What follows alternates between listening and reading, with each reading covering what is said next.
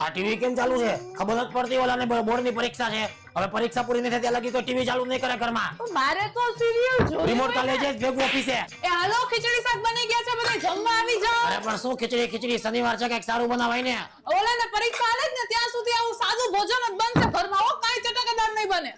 એટલે શું ખોટા વાંચવા નાટક કરસ જોકા ખાસ જો તો ખરા કેટલા વાગ્યા હુઈ જા આવે સવારે વેલો ઉઠીને વાંચજે ઈ જ યાદ રહે મારી મમ્મી ઈ જ કહેતા સવારે વેલા ઉઠીને વજાય હુઈ જા બાપ આલે મારો દીકરો જ્યુસ પી લે છે ક્યારનો વાંચસ ને અને પપ્પા તો ખીજાય હો તારે એનું કઈ ટેન્શન ન લેવું તારે બસ ખાલી 99.99 પીઆર આવી ગયા ને એટલે હવે રાજીના રેડ દીકરા દિલ્હીમાં